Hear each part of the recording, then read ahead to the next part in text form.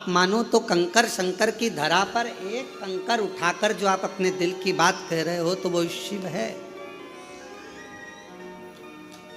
मानो तो मैं भगवान शंकर इस कंकर में समाहित है, और अगर ना मानो तो केवल एक कंकर, केवल एक कंकर।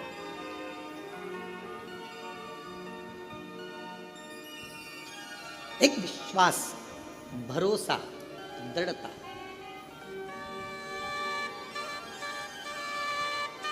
एक पत्र है, बड़ा विचित्र है, शायद ऐसा पत्र बहुत कम आता है, पर पढ़ें अपन। करिश्मा सैनी, पति का नाम नरेंद्र सैनी, जिला कटनी, मध्य प्रदेश के हैं।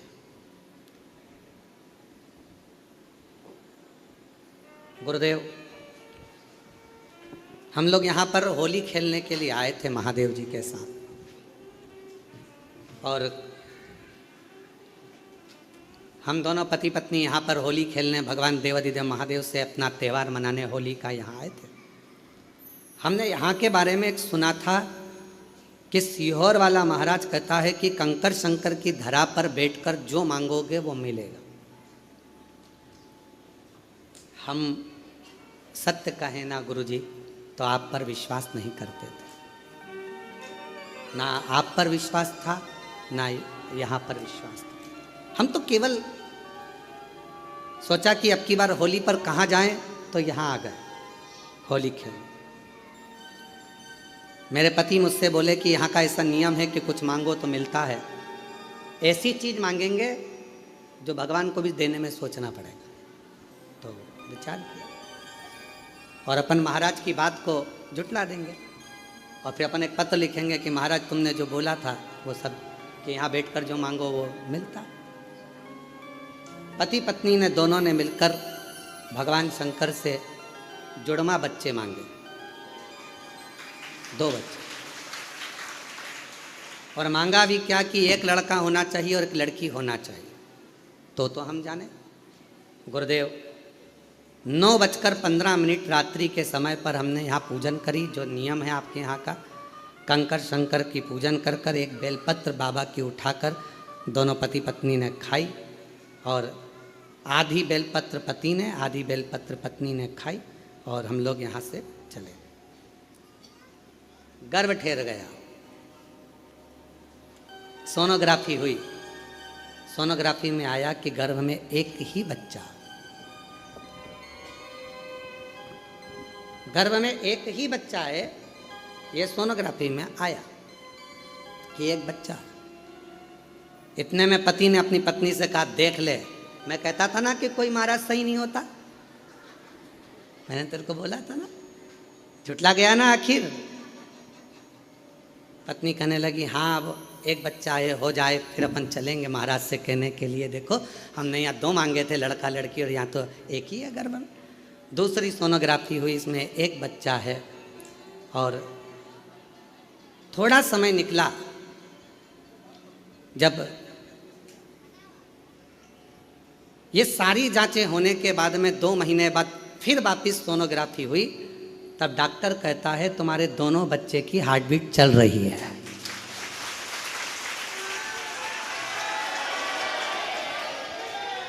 तुम्हारे दोनों बच्चों की हार्ट बीट पता चली है। तब डॉक्टर बोला। हम दोनों पति पत्नी की आंखों में जल भर गया कि हमने उस भूमि पर शंका करी जिस भूमि पर शंकर जी अपने परिवार समेत हमेशा रहता है, हमने उस पर शंका। गुरुदेव, हम बाबा को आज प्रणाम करते हैं, नमन करते हैं। बाबा की कृपा से हमने जो मांगा था, हमें 2 लड़के नहीं, हमें 2 लड़की नहीं, एक लड़का और एक लड़की ही मिले हैं। ये शिव की हमने जो मांगा। दोनों के फोटो लगा रहे हैं, दोनों के फोटो लगाए गए।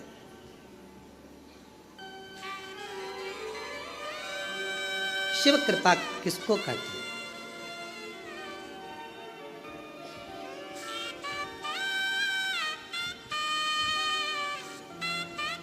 एक लाइन अच्छी लिखी है, जो जैसी भावना लाया वो वैसा ही फल अगर कहीं बैठे हों तो आ सकते हैं, बच्चे आए हों तो उनको भी ला सकते हैं। जो जैसी भावना लाया वो ऐसा ही फल पाया, नहीं खाली उसे लौटाया, वो मन मन हर्षाया, और कर दिया माला माल काशी वाले ने, लुटा दिया भंडार काशी वाले ने, लुटा दिया भंडार काशी वाले ने,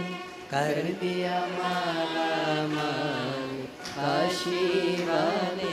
ये शिव की उदारता, ये शंकर की करुणा है, ये उनकी उदारता, ये उनकी दया है।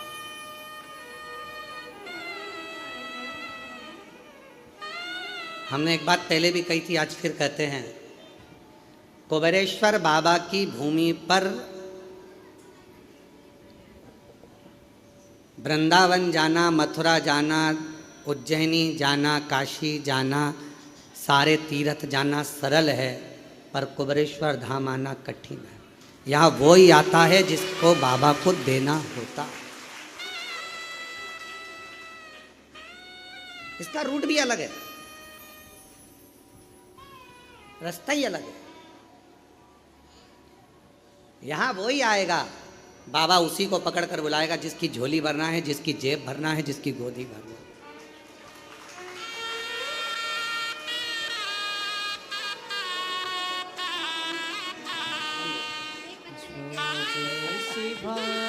दीदी बोल रही है हम एक लेकर आए हैं, एक छोड़कर आए हैं। नहीं खाली उसे लौटाया, वो मन ही मन हर्षाया, कर दिया माला माल काशी वाले। बच्चों का नाम, एक का नाम श्री, एक का नाम शिवाय रखा है। समझो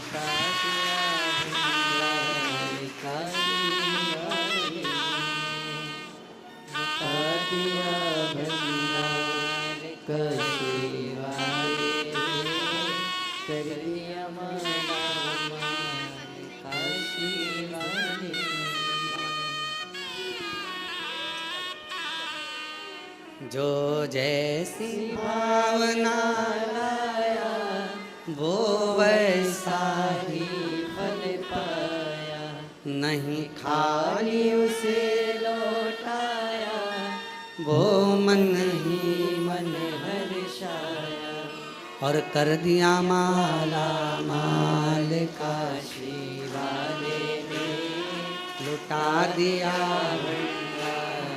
काशी वाले। ये उसकी उदारता से हमको और आपको मिलता।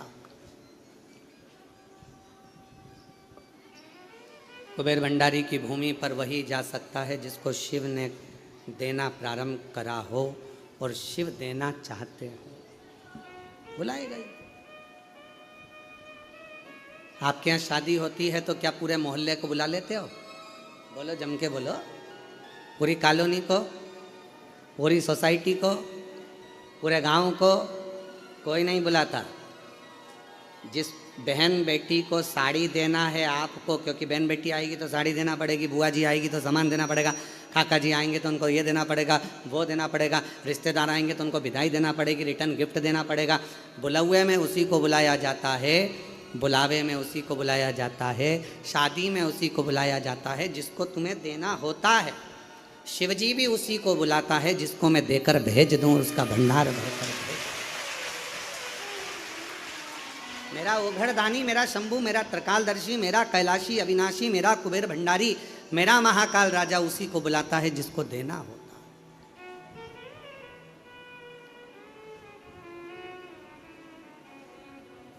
दुख है, तकलीफ है, कष्ट है, थोड़ा समय लग सकता है पर मिटाएगा जरूर। एक लोटा जल चढ़ाते रहो, उसको पुकारते रहो, उसका भजन करते रहो, उसका स्मरण करते रहो।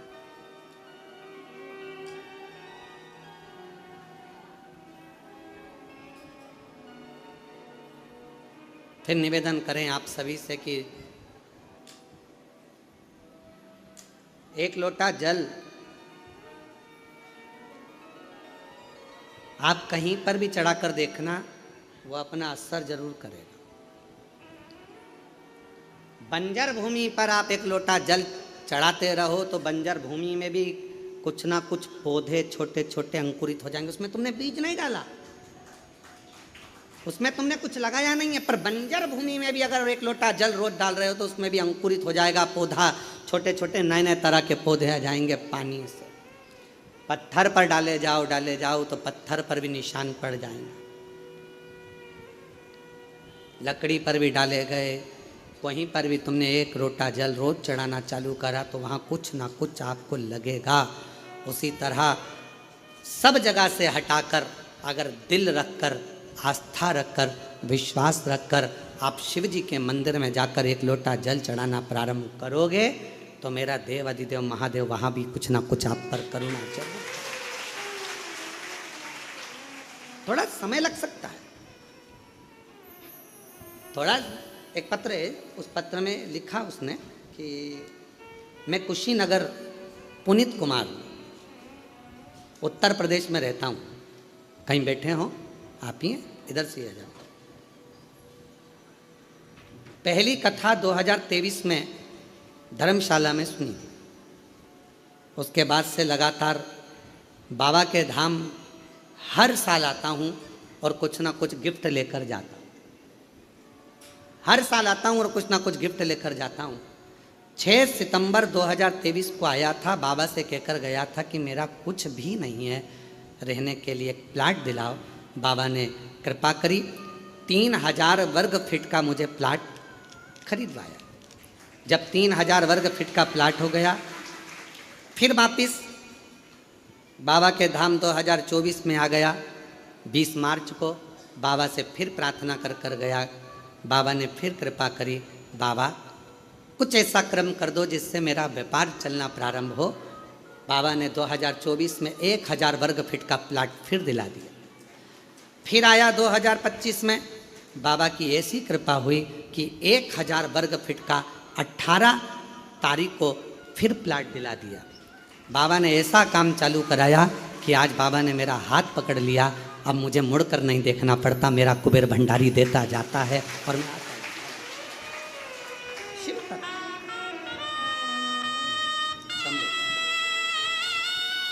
ठीक है।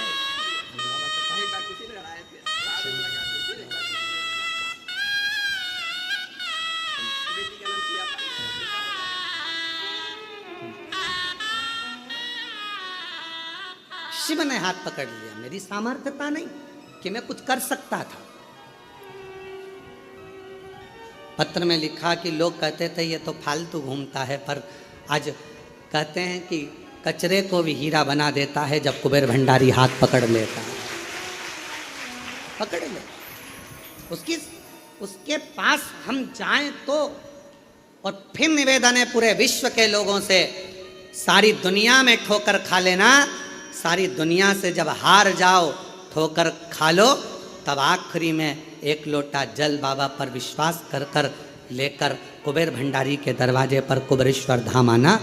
बैठना, एक जगह पर बैठकर 108 बार श्री शिवाय नमस्तुभ्यम कहना, 5 कंकर बीनना, पूजन करना, 5 कंकर में से 4 वहीं छोड़ना, 1 अपने साथ लेकर जाना, बाबा का रुद्राक्ष मांगना, उससे प्रार्थना कर कर लेकर फिर जाना दिल से। प्रार्थना करेगा, क्या नहीं देगा। तेरे दरबार की बाबा निराली शान देखी है, तेरे दरबार की बाबा निराली शान देखी है।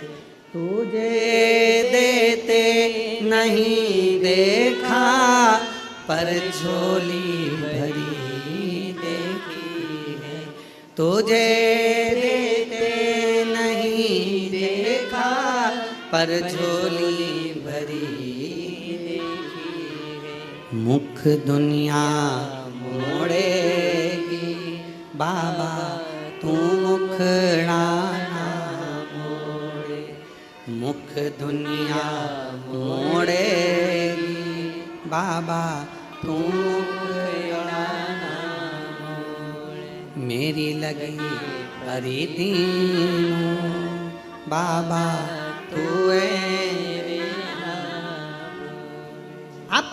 आस्था, विश्वास, श्रद्धा, भरोसा, दृढ़ता। कुबेरेश्वर धाम आओ तो पूरे विश्वास के साथ आना, वरना यहाँ आने की ज़रूरत भी नहीं है। अपने घर पर रहो, सोफा सेट पे बैठो, पलंग पे लेटो, खूब रोटी खाओ, चकाचक रहो, परेशान होने की ज़रूरत नहीं। विश्वास हो तो आओ, भरोसा हो तो आओ।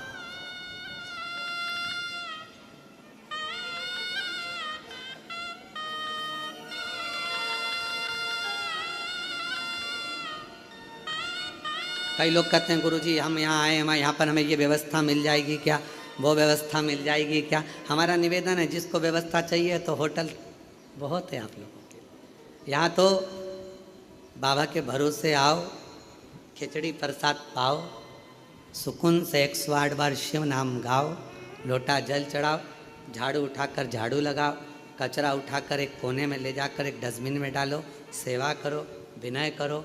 कहीं मौका मिल जाए अकेले में बैठकर शिव जी से बात करने का तो बात करो, कह कर जाना बाबा यहाँ से जा रही हूँ, अगली बार जब आऊँगा चेहरे पर बहुत खुशी लेकर आऊँ, ऐसी प्रार्थना कर कर जाती हूँ, मेरे चेहरे पर हंसी देकर वापिस यहाँ आऊँ, वापिस अपने पिता के घर पर आऊँ, अपने बाबुल के घर पर आऊँ तो चेहरे पर मेरे प्रसन्नता। कई लोग कहते गुरुजी हमने एक कथा सुन ली, 2 कथा सुन ली, 3 कथा सुन ली, लगे रहो कलकत्ता में तो थपथपाते रहो, मुन्ना सो जा, मुन्ना सो जा, मतलब कथा सुनते रहो, आते रहो, एक लोटा जल चढ़ाते रहो, श्री शिवाय नमस्तुभ्यम बोलते रहो, बार बार बोलोगे, बार बार माँ थपथपाती है, बोलती है तो मुन्ना की आंख में नींद भर आती है, बच्चा सो जाता है। उसी तरह जब हम बार बार शंकर के मंदिर जाते हैं, एक लोटा जल चढ़ाते हैं, उसको पुकारते हैं, कथा में जाते हैं, बारंबार प्रार्थना करते हैं, तो एक ना एक दिन मेरा बाबा तुम्हारे सामने आकर तुम्हारा दुख काट ही देगा। हम उस पर आश्चर्यित होकर जाएं।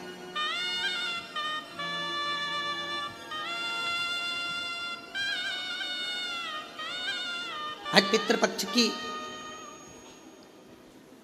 अमावस्या है।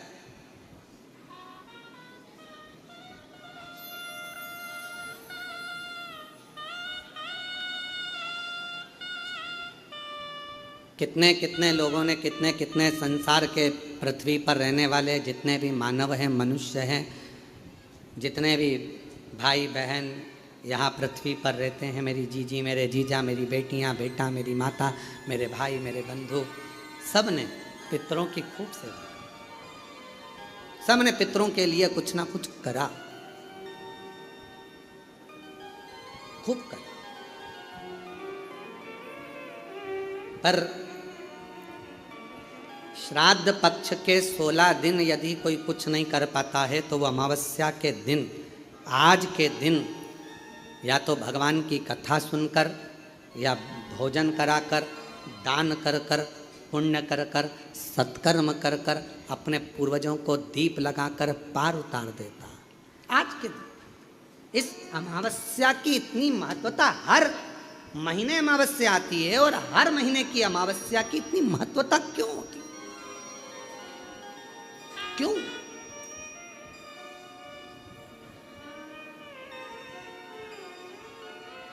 पितृपक्ष की अमावस्या या अन्य महीने की अमावस्या इतना फल क्यों देती है, इतना आनंद क्यों देती है, हमारे पूर्वजों के लिए इतना सुख क्यों प्रदान करती है?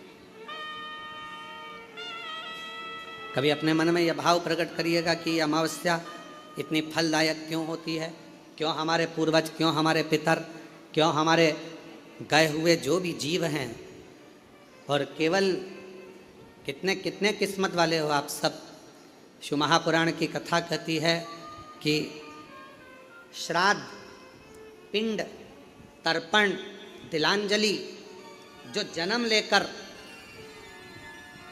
बड़ा होकर चले गया, उसका तर्पण हो रहा है, उसकी तिलांजलि हो रही है, उसका पिंड हो रहा है, उसका तर्पण हो रहा है। पर कई कई मेरी जीजियां इस संसार में, कई मेरे जीजा उन बैठे हैं, कई बेटियां बैठी हैं, कई जीजा बैठे हैं, कई माताएं बैठी हैं, जिनके गर्भ में 2 महीने का, 4 महीने का, 3 महीने का, 6 महीने का, 7 महीने का, कोई बच्चा जन्म लेने के बाद चला गया, किसी का गर्भ में 2-4 महीने का चले गया, किसी का 6 महीने का चले गया, किसी का जन्म लेने के बाद चले गया, कोई कुंवारी अवस्था में मर गया, कोई अधोगति में मर गया, कोई विवाही नहीं हुआ था तो चले गया, कोई छोटा सा बाल्य अवस्था में चले गया। ना जाने कैसे जीव चले गए। कई माताएं बैठी हैं संसार सागर में, जिनके वो जीव चले गए, क्या करे वो उस बच्चे के।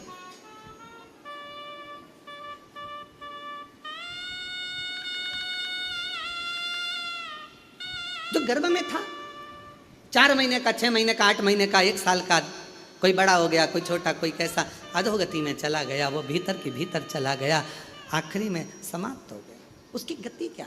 प्राण तो आए थे उसमें, श्वास तो थी उसमें, था तो आपका, जीव तो था उसमें।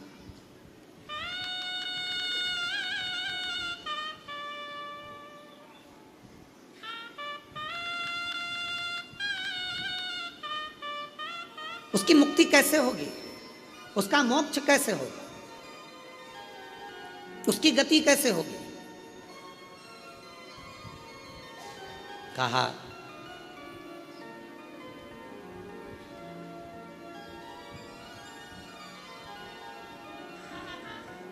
मत्स्य पुराण का एक चरित्र है, और मत्स्य पुराण का ये पवित्र चरित्र अच्छोदा सरोवर को दर्शाता है।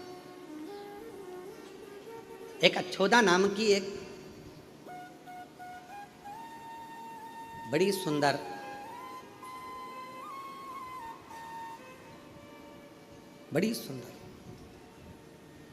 एक स्त्री थी, अच्छोदा।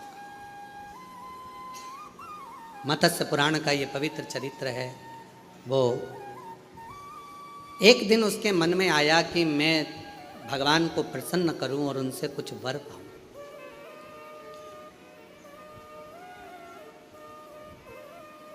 मत्स्य पुराण कहती है अच्छोदा ने देवताओं का तप करना प्रारंभ करा, और उन देवताओं के तप करते करते करते करते करते करते बाद में अच्छोदा ने सारे देवताओं का जब तप हो गया, साधना हो गई, और देवताओं में पितृदेव भी आते हैं, पितरों की भी आराधना उसने कर ली, पर कोई करुणा अच्छोदा के सामने कोई देवता प्रकट नहीं हुआ। एक बात हमने कथा में कही थी, आप लोगों को याद है कि नहीं? अगर जिसको याद होगी वो बताएगा। हमने कहा था सोमवार का व्रत करो, चाहे मंगलवार करो, चाहे बुधवार करो, चाहे गुरुवार करो, चाहे शुक्रवार करो, चाहे शनिवार करो, चाहे रविवार करो, दुनिया के चतुर्थी, छठ, तीज, पंचमी, नवरात्रे, चतुर्थी, कोई सा भी व्रत कर लो, सारे व्रतों का फल बिना शिव की आज्ञा के नहीं मिल सकता।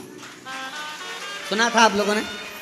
शिव की आज्ञा के बिना नहीं मिल सकता। अब अच्छोदा ने, मत्स्य पुराण कहती है, अच्छोदा ने देवताओं का तप करा, साधना करी, सारे व्रत करे, उपास करे, साधना करी, तपस्या में लगी रही, नारायण भगवान की करी, ब्रह्मा जी की करी, सारे नाग देवता, ये देवता, वो देवता। तो आपके जैसी थी अच्छोदा। अच्छोदा आप क्या करते हो? शंकर जी के मंदिर में जाते हो तो जितनी जितनी सामान भगवान रखे रहते हैं सबको नहलाए आते हो, एक लोटा जल लेकर जाते हो, शंकर जी को तो चढ़ाओगे, इधर गणेश जी, पार्वती जी, कार्तिक, नंदी, मालूम पड़े वहाँ घंटी भी रखिए तो उस पर भी चढ़ा दो। और कोई भूल से नारियल फोड़ने का पत्थर रख गया वहां,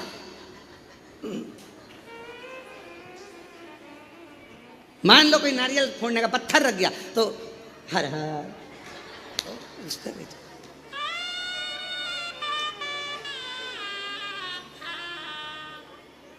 गाय श्रीवास्तव जी सत्य है, पत्थर उस पर भी जल चढ़ा देंगे। अब जितने बैठे होंगे उस सब पे जल चढ़ा के, और सब के कंकु पंकु लगा लोगों के, चंदन मंदन लगा के, और सिर पे पल्लू लेके भगवान दया। अब भगवान मन में सोचे कि मेरे तक सीमित था, पार्वती तक सीमित था, गणेश जी तक सीमित था, कार्तिकेय तक सीमित था, नंदी तक सीमित था, पर ये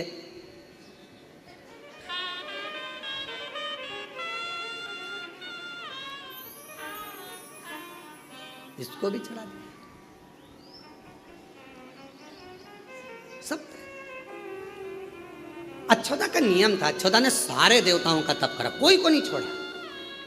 कई माताओं की आदत रहती है, कई भाइयों की आदत रहती है, माला पकड़ेंगे सारे देवताओं की कर लेंगे, राम राम राम राम, कृष्ण कृष्ण कृष्ण कृष्ण, देवी जी देवी जी देवी, दुर्गा भवानी बाबा, दत्त भगवान, गुरु महाराज, सारे देवता माला में सब मिक्स।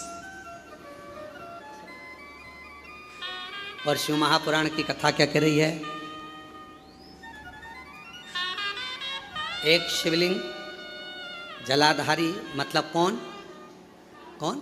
पार्वती। कौन?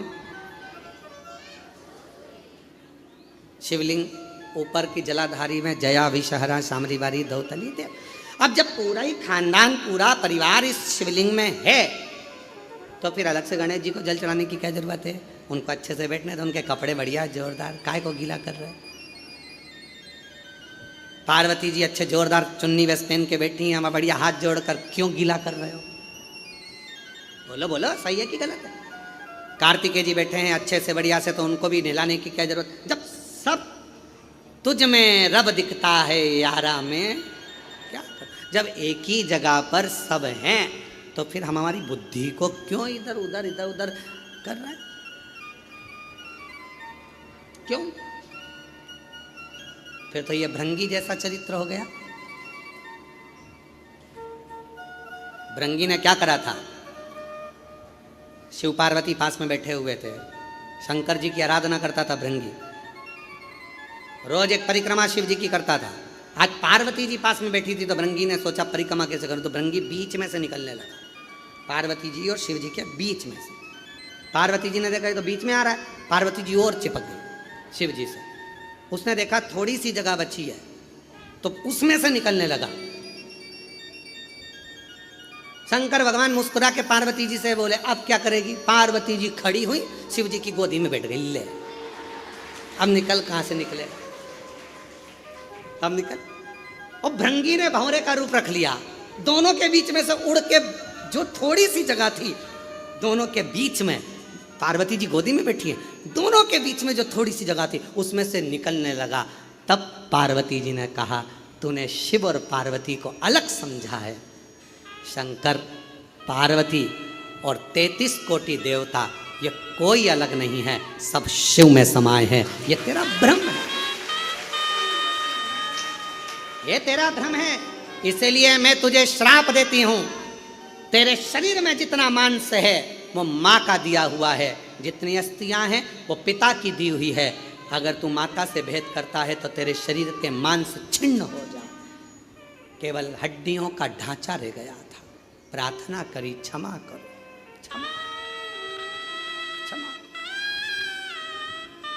क्षमा करो शिव, क्षमा करो। यह हमारा भ्रम है।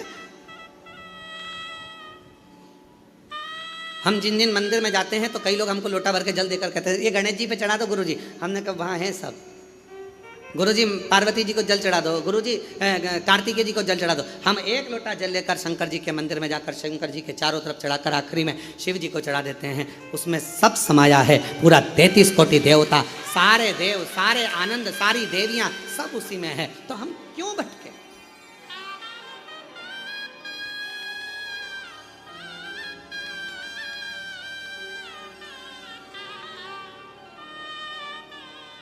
क्यों भटक रहे? हम हमारी दृष्टि में देवताओं को बांट दिए। जिसने शिव महापुराण की कथा को समझ लिया उसने शंकर जी को जल चढ़ाना, पार्वती जी को जल चढ़ाना, गणेश जी को जल चढ़ाना, कार्तिकेय को जल चढ़ाना, पितरों को जल चढ़ाना, देवताओं को जल चढ़ाना सीख लिया कि इसी पर चढ़ा दो, सब स्वीकार कर ले, सब।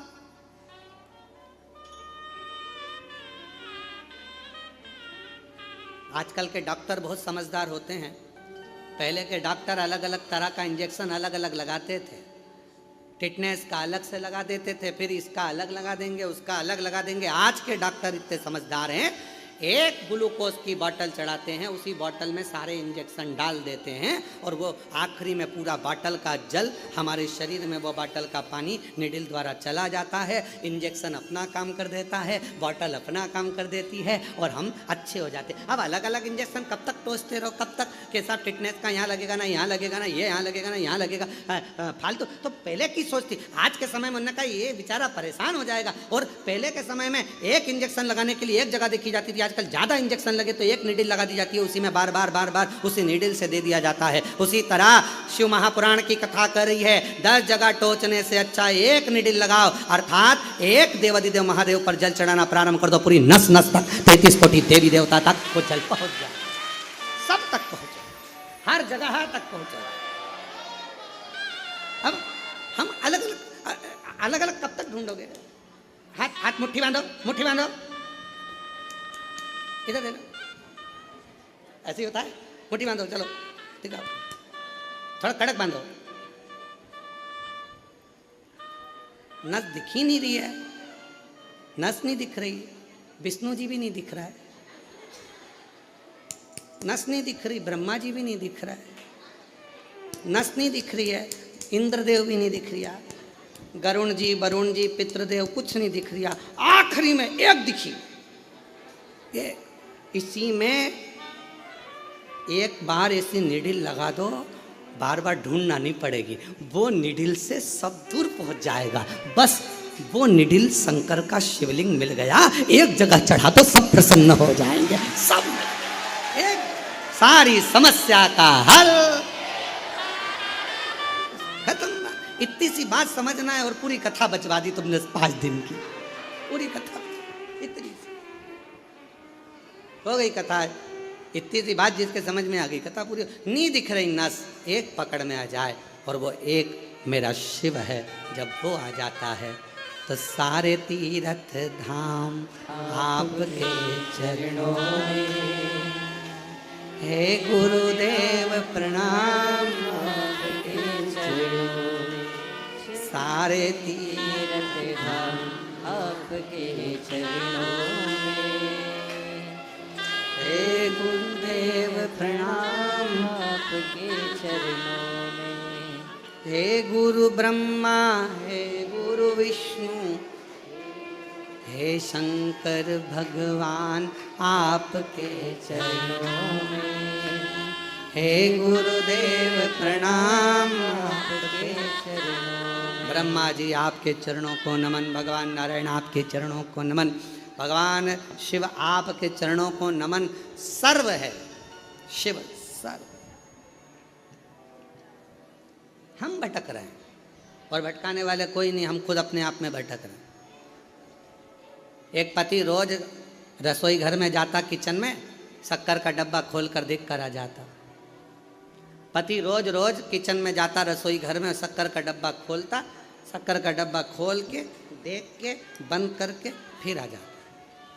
फिर रात को पति गया, फिर शक्कर का डब्बा खोला, फिर शक्कर देखी, फिर वापिस आया। एक दिन पत्नी ने देखा कि आधी रात को जाता का है, और पत्नी गई पीछे पीछे पति को, तो पति ने शक्कर का डब्बा खोला, शक्कर देखी और शक्कर देखकर और वापिस आ गया। पत्नी ने पूछा ये क्या पागलपंती कर रहे हो, रोज रोज शक्कर का डब्बा खोलते हो, शक्कर देखकर आकर वापिस सो जाते हो। पति बोला डॉक्टर साहब ने बोला था शुगर चेक करते रहे।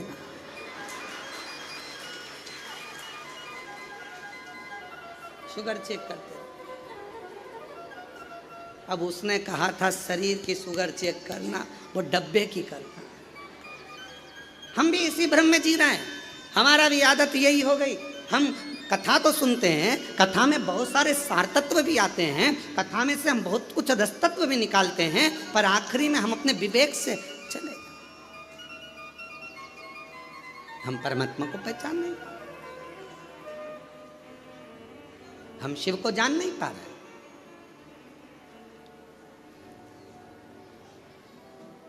और मैंने तेरे ही भरोसे बाबा, तेरे ही भरोसे हवा बिच उड़ती जवानी बाबा, डोर है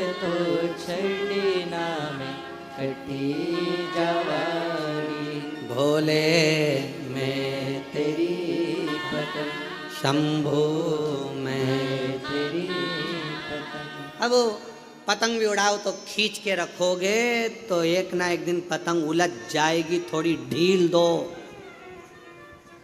थोड़ी ढील पतंग में जरूरी है तो पतंग उलझेगी नहीं, कटेगी नहीं।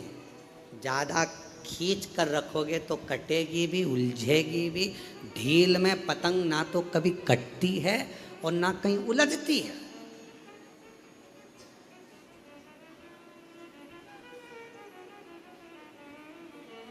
हम अपने आप को खींच तो रहे हैं पर परमात्मा के चरणों में ढील नहीं दे रहे हैं। हम भगवान की भक्ति में ढील नहीं दे रहे, हम खींच रहे हैं पर परमात्मा की भक्ति में हम ढील नहीं दे पा रहे। कहा